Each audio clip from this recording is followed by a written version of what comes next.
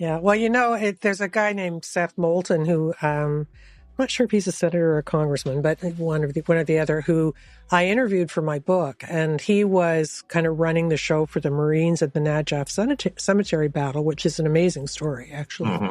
Mm-hmm. And he was very circumspect in that discussion. He was just back and kind of traumatized by it. A lot of crazy stuff happened. And he seemed like he'd become this kind of learned, wise person about war. And yet on this issue, I see him on Fox News cheerleading escalation. And I can't even believe it's the same guy. I don't know what happens when people get to DC, but he's not the same guy I spoke to in 2005. Well, that's an interesting observation. I don't know. Everything depends on your personal experience and your perspective. I was fortunate in that while I was on active duty, I was operating at every level, all the way from the bottom to the very top. And so I saw decision making, how good it was on occasion and how really bad it was on most occasions. And the lack of professional understanding that underpinned decisions that led to not necessarily catastrophe, but bad outcomes. Yeah. I just think it depends on, your view of Russia. And clearly we have a lot of people that don't seem to understand that Russia today is not the Soviet Union. The Communist Party of the Soviet Union is not in control.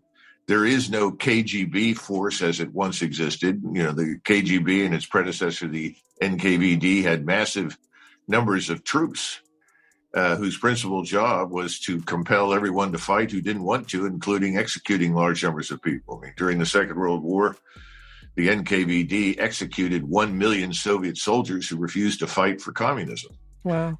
So that's not what we're dealing with. We're dealing with a Russian national state.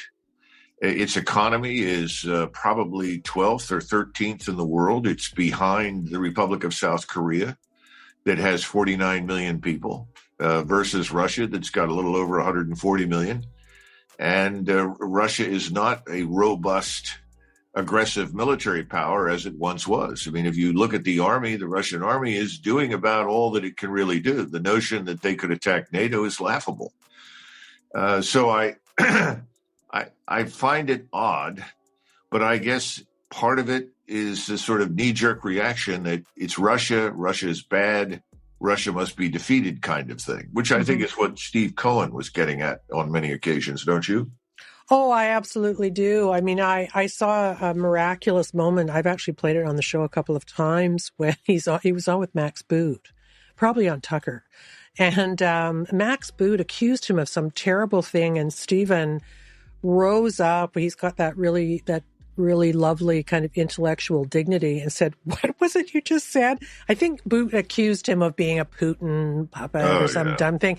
And he just kind of rose up and exposed Boot for the absolute buffoon he is. I mean, that he ever... I never understood how he ended up in the Trump administration, but not the Trump administration. Who was the very, very hawkish person who ended up in the Trump administration? Nobody could... Bolton, right? Yes. Yeah. But anyway, yeah, Stephen Cohen was he was a very brave and insightful guy who... I think he predicted that this was going to happen, and the thing he wrote just like a year before he died, I think the book he wrote said that war with Russia was coming.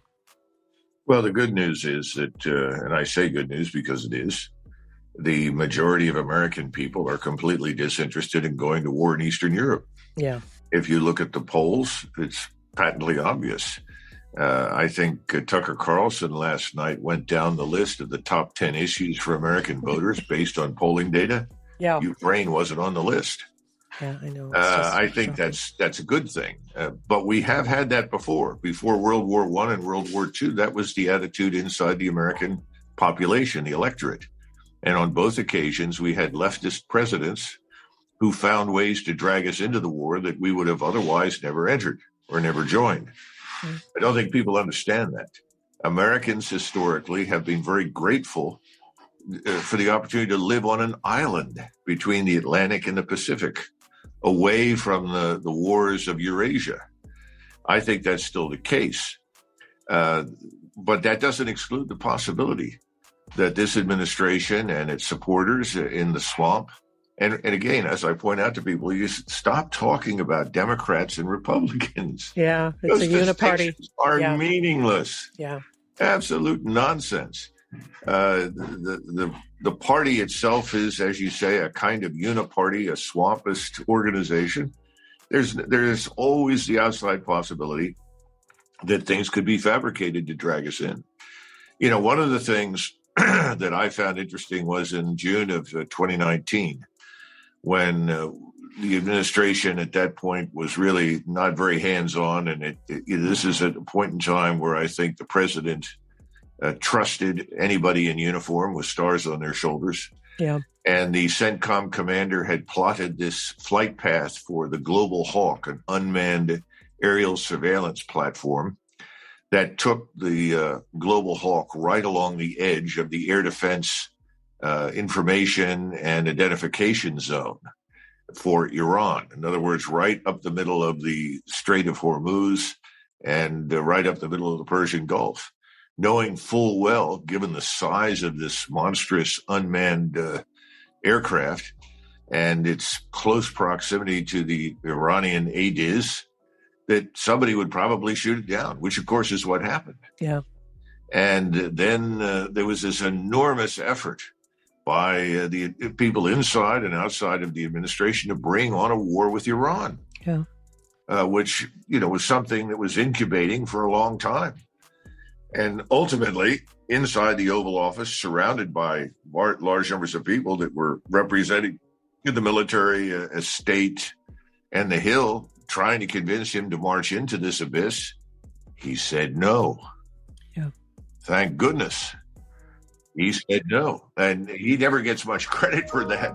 But believe me, that's a tough thing for a president to say. I don't see any evidence with the current president that he has the presence of mind or understanding to just say no. Well, that story is kind of the tragedy of the Trump presidency in a sense, because he was not surrounded by the best people at all times. And I think he was, you know, regardless of what you think about his, you know, he was too lippy and culturally offensive at times. But let's just forget that and look at some of his, you know, the policies. That's what you have to do. You have to just look at what he wanted to do. And I remember that he had been sort of agile enough intellectually to switch from supporting the Iraq war to having problems with it, which I really respected. And I felt that he'd learned the lessons of these sort of misbegotten military misadventures in places like Iraq, and that he was going to bring that to the White House, which I think he did. But you can't just bring that unless you're surrounded by people who really will go to war for you against the DC establishment, right? And he was never able to do that, was he? No, I don't think so. And I mean, we could spend a lot of time talking about the simple truth is that personnel is policy. Yeah. And that was an egregious failure. My only concern is that, you know, one of my grandfathers served in the First World War. And it's a long story because my maternal ancestors were Quakers. And he was the first in a direct line that had served in the military in any fashion since the English Civil Wars. Apparently, my Scottish, English, and Welsh ancestors who emerged from Cromwell's wars were so appalled by what they had seen and so depressed by the whole business that they became pacifists. Yeah. Quakers, and ultimately they had to emigrate and come to the United States, and they landed in a place called Burlington, New Jersey. Now, of course, when they landed there was nothing. So that everything had to be built from scratch. But that was the family that I was raised in. And he ultimately, for family reasons, ended up enlisting after he graduated from the University of Pennsylvania in the First World War. And I remember arguments between him and my mother and others about Vietnam. And, you know, my mother would say, well, we have to support the troops. We've got to support the troops. He would become enraged, and he would say, if you support the troops, bring them home, get them out. Yeah. Because he came back from the first war appalled at the slaughter, hating Woodrow Wilson, despising all of these people that talked about liberal democracy and arguing that the only thing we did was rescue the French and British imperialists from certain defeat. Yeah. And he felt that we should never have been in that war. Well, as I've grown older, Trish, I have gradually concluded that he was very right. And one of the things he always used to say, if you can't find Americans on the sidewalk that can tell you exactly where the place is that you want to use them in a war, don't go. Oh, I love that. That's really clever. Yeah, he's right. Yeah, yeah. And right now, I mean, if you say, what do you think about what happened at Zaporizhzhia in eastern Ukraine last night? And the man says, well, I'm worried about putting food on the table. I'm worried about paying for gasoline. I'm worried about my mortgage. You know, just go down the list. I'm worried about the criminality. I can't go to the 7-Eleven without fear of being killed. These kinds of things, they're all very meaningful. And Zaporizhzhia is not.